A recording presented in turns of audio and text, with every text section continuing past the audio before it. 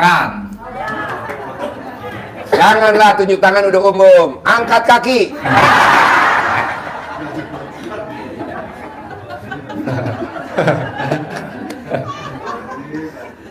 Di sini udah ada yang pernah minum racun?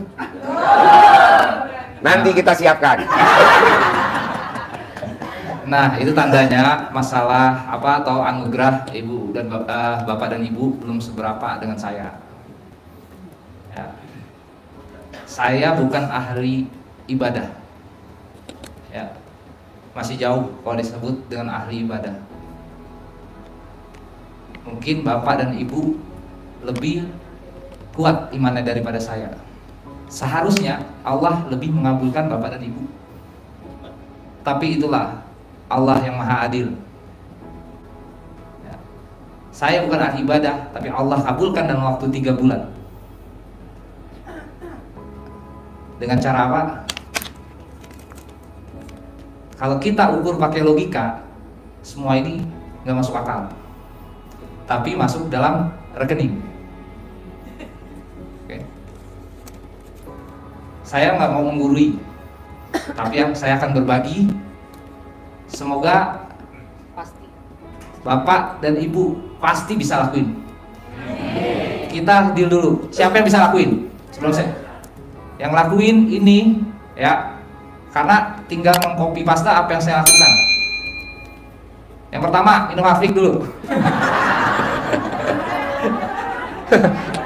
Maksudnya Mas Abi minum itu cairan rapik, nggak dari mulut atas, mulut bawah. Kebayang gini. Jadi bukan minumnya begini Bu, Pak, bukan. Tapi rafiknya tuh yang buat bersihin lantai itu minumnya gini.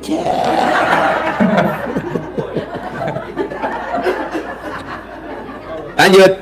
Ada nggak utangnya di sini yang 10 miliar? Coba angkat tangan, Pak. Nggak ada. Nggak ada. Nggak ada. Nah, berarti kan kalau dapat 15 miliar, masalah selesai, benar nggak? Datang ke RDAY, jangan pernah minta lunas hutang. Ya, saya datang ke sini itu punya uang 700.000 pertama kali, pakai mobil Grab, itu pun ngutang, lusanya baru bayar. Ya. Ketika saya ke atas, saya bingung, pelangak pelongo. Yang lain pada sebutin, kita kan baru tahu apa itu hijab, ya kan? Yang lain sebut lunas hutang, terus tanah laku. Nah, kan kita malu Bu, nyebutin masalah kita depan banyak orang, benar nggak?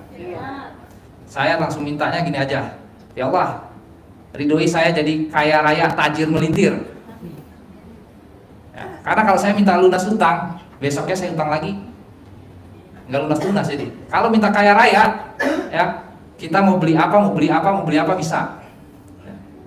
Saya sampai hari ini di RDAY terhitung 9 bulan ya. 9 bulan. Hampir nggak lebih 11. 11 bulan. 11 bulan, 11 hajat saya terkabul.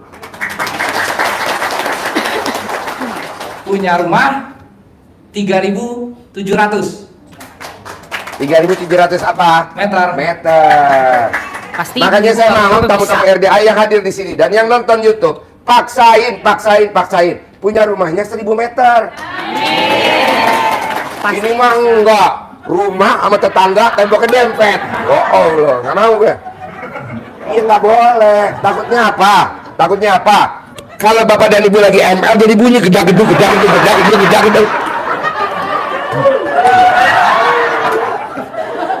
Saya mau rumahnya jangan dempet temboknya. Seperti rumah orang tua kita dan rumahnya nenek-nenek kita. Itu antara tetangga nggak dempet. Kenapa kok jatuh ke ibu nih, jatuh ke bapak, jadi dempet? Ngerinya nanti bapak dan ibu yang ML, tetangga yang ngaceng. Sayang lah.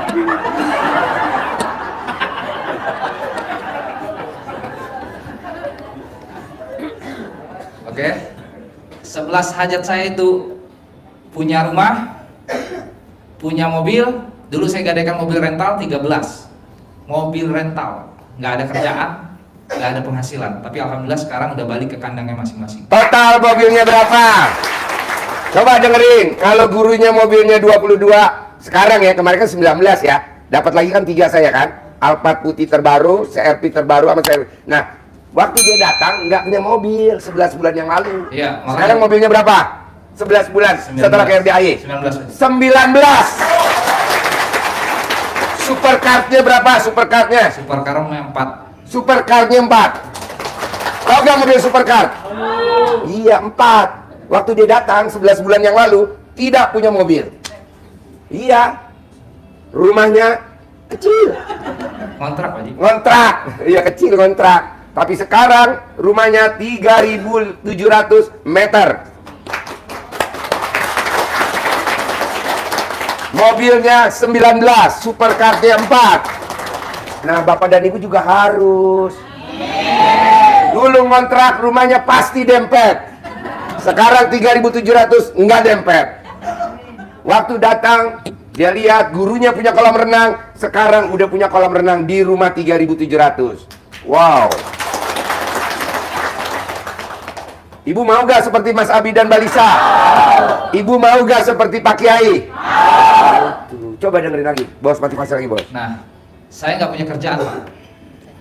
Jadi kalau saya pikirkan lewat logika, semua yang saya dapat ini di luar logika. Ya. Nanti saya akan praktekkan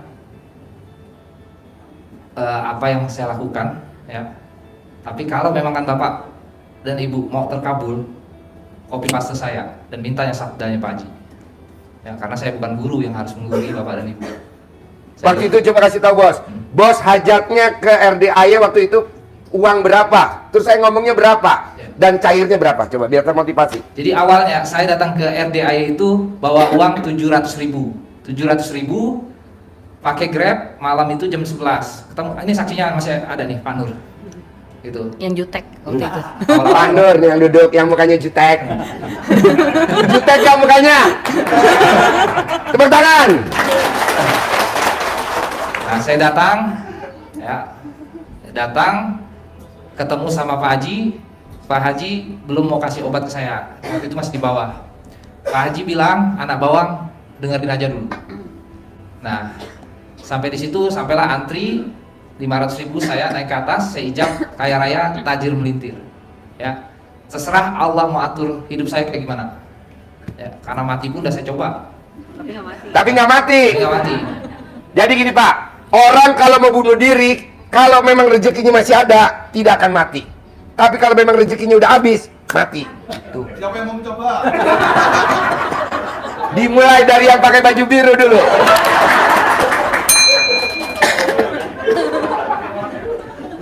Ntar tanya Pak Kiai, bener gak Pak Kiai? Kok orang bunuh diri kok nggak mati? Ya karena rezekinya masih ada. Kalau udah habis, pasti. Makanya Bapak dan Ibu, buat apa bunuh diri? Nanti nggak akan masuk ke alamnya Allah, masih gentayangan. Terus kita blow on, didatengin sama orang Peter, mau gak nih saya ritualin biar gak gentayangan? Ya kalau belum rezekinya, belum masuk, kalau belum waktunya. Gitu. Yuk lanjut. Nah, setelah 500 itu saya sedekahkan, saya minta kaya raya tajir melintir. Besok waktu saya konsultasi sama Pak Haji, saya punya proyek yang udah 4 bulan terasa halu. Ya, saya mau beli pabrik harganya 9,5 M. Tapi saya punya duit hanya 500.000. Ya. Masuk akal nggak? Nggak masuk akal kan? Akhirnya saya minta ke Pak Haji besok nanti dulu, bentar. Akhirnya saya minta ke Pak Haji gimana caranya ini pabrik jadi milik saya. Pulang dari sini Mas Abi yakin, ya yakin besok tanda tangan. Alhamdulillah besoknya saya ditelepon dari Singapura, ya untuk tanda tangan. Dapatlah saya SPK. Nah sedikit trik saya bilang limit karena nggak ada duit. Akhirnya saya jual. Hari itu juga saya jual pabrik itu ke rekanan. Cairlah 3,5 miliar dalam waktu 2 hari. Oke, hutang saya 15 miliar. Selesai nggak? Enggak. Kalau dibayarkan, tetap aja marah-marah. Dikasih, dicicil, marah. Nggak dibayar, marah. Ya udah, nanti dulu gue bayar. Akhirnya saya kembali lagi ke Pak Haji. Saya sampaikan ke Pak Haji, gimana caranya saya mau kaya raya? Pak Haji turunkan senjata, 9 orang anak yatim ngaji di rumah kontrakan. Akhirnya 3,5 M itu saya hanya ambil 500, 3 M-nya saya jalankan semua yang disuruh Pak Haji. Sedekah ekstrim, karena saya nggak bisa ibadah ekstrim. Boro-boro kita mau ngamalin. Saya udah coba subhanallah sampai beribu-ribu kali malam, karena saya lihat di YouTube, ya kan? Tapi pintu tetap aja digedor. Ya kan? Gimana kita mau kusuk, mau ibadah? Sementara pikiran ditekan kiri kanan kiri, nggak akan bisa. Ada satu cara Pak untuk mengatasi permasalahan ini, yaitu ibadah dan sedekah ekstrim. Ya, kalau bapak dan ibu nggak sanggup untuk melakukan ibadah ekstrim, sedekah ekstrim. Sedekah ekstrim itu bukan besar kecilnya, tapi ketulusan dan kepasrahan. Ya, akhirnya saya minta ke Pak Haji, Pak Haji, saya mau kaya raya, dikirimlah 9 anak yatim ke rumah kontrakan untuk ngaji. Tiap hari. Tiap hari. Tiap hari. Ya, sampai 1 bulan, 2 bulan peluru 3,5 M itu sudah mulai menipis. Ya, saya pinjam lagi untuk pinjam teman untuk sedekah. Ya, alhamdulillah di hari setelah saya sedekah ekstrim sekitar 10 juta itu langsung cair 100 miliar pertama. Tepuk tangan dong. Tapi pengorbanannya bapak dan ibu belum tahu, dia lupa. Dia jual emasnya. Iya. Dia sedekain emasnya ke RDIY. Iya. Kalau kita kan nggak mau sedekah emas, ngeri. Nah coba dia paksain sedekah emas kesayangannya, gambar panther. Iya. Nah dia jual emasnya untuk nyambung sedekah, bukan buat nyambung hidup ya. Iya. Kalau hidup pasti dijamin sama Allah, buat nyambung sedekah. Jadi nggak boleh putus. Lanjut. Oke, saya lupa. Ada 2 cincin, satu saya jual untuk nyambung sedekah, satu lagi saya sedekahkan ekstrim ke Pak Haji.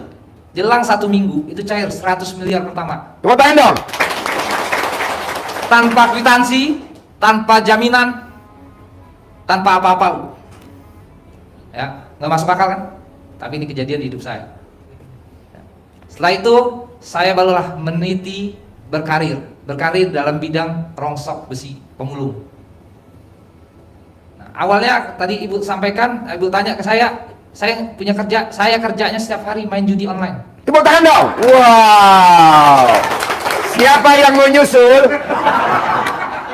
Judi online saya nggak pernah kalah, Bu. Saya tidak pernah kalah. Dari hasil judi online saya tutuplah sewa rental yang tadi saya gadekan itu. Dari situlah saya tutupin. Ya. Tutupin harian aja, bukan untuk nebus. Karena nggak kuat saya, dari pagi ketemu pagi gitu. Ya. Jadi Bapak dan Ibu, nanti saya coba ya, yang berhasil menggunakan uang yang saya sedekahkan ini ya ke Bapak dan Ibu. Ya Pak Haji, tolong disabdain Pak Haji. Nah, ini saya mau tes. Yeah. Digunakan buat apa? Ya, karena ini jadi Bapak dan Ibu ketika dapat uang, misalkan dapat uang 100 juta, pasti dibelanjain. Ya kan? Bayarkan hutang. Benar nggak? Jangan. Lipat gandakan dulu ke Allah. Sedekah kayak RDIY. Jepret, udah nggak usah dipikirkan, nggak usah ditunggu. Ya. Mau kaya raya kan? Beneran? Nah udah lakukan itu. Nanti dapat uang misalkan, jangan digunakan dulu, sedekahkan. Minta ke Pak Haji, saya mau kaya raya, gimana caranya? Karena Bu, sedekah itu 18 kebaikan yang kita dapat. Dijauhkan dari kematian yang buruk, dilipat gandakan, dijauhkan dari mara bahaya. Artinya orang yang misalkan ibu berhutang, kan yang lagi bahaya, dijauhkan nggak? Nah, udah itu aja obatnya. Kalau bapak dan ibu jikir, saya yakin 1000% nggak akan kusuk. Iya, kalau udah tagih gimana mau kusuk kita? Nanti kalau udah banyak uang, baru ibadah. Saya dulu nggak bisa ibadah, tapi ketika saya ada uang, saya bisa berangkatkan orang umroh, berlipat ganda nggak pahala saya. Jadi kita balikan semuanya. Ketika kita punya uang, baru kita dihargai sama orang, Bu. Benar? Kalau nggak punya uang?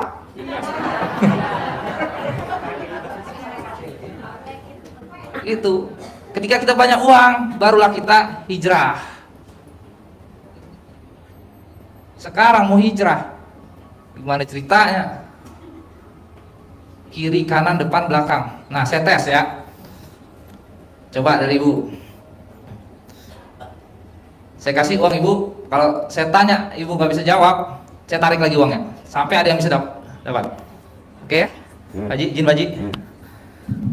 Kasih 1.000 aja. Nih saya datang ke RDAY bawa uang 500.000. 700.000 kan? 500 saya sedekahkan. Nah, Ibu yang pakai baju hitam. Ya. Periksa dulu celana dalamnya hitam enggak? Celananya bukan hitam. Hitam, coba lihat. Buka celana dalamnya. Coklat. Coklat. Dibalik udah dibalik. Iya, iya. Dibalik jadi hijau dong. Ini 500.000 Iya. saya kasih ke Ibu. Iya. Ibu mau gunain buat apa? Buat sedekah. Ya udah nih ambil. Sedekahkan ke RDAY. Terima kasih. Dah.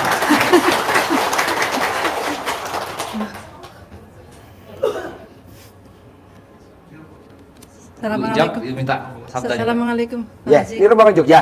Oh iya, nanti ijab aja. Dia sudah. Ini Ijab. saya dari Cilacap. Ya. Saya Ngomongnya pakai bahasa Cilacap nggak bisa? Oh, ya. Bahasa Jawa nggak Pak? Ya. Ya saya. Ngerti nih, Ke? Kulo mriki saking Cilacap memang kepengin sugih. Pak Haji kepengin sugih. Yeah. Saya memang dan kepengin sugih. Saya ini dikasih sama masnya bersedekahkan ke sini. Saya kepengin sugih tajir melintir. Pokoknya sugih. Monggo. Kamu ya. Ya, terus di sini Pak. Ya. Ya. Assalamualaikum Pak Haji. Aduh. Tadinya gue ngaceng jadi lemes. Jadi Bapak dan Ibu, inilah contoh yang saya kasih. Ketika kita dapat, ya seharusnya kita lipat gandakan dulu. Jangan kita bayarkan hutang dulu. Apa?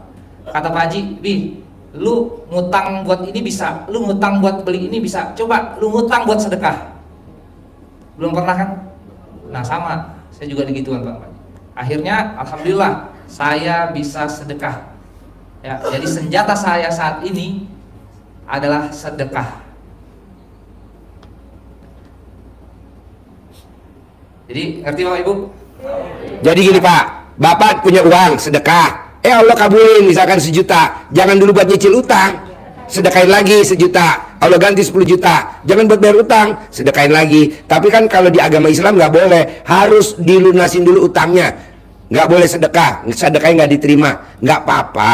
Tapi kan Allah punya Ar-Rahman dan Ar-Rahim. Ini lagi darurat soalnya. Kita tuh dulu belanja berani gesek pakai kartu kredit.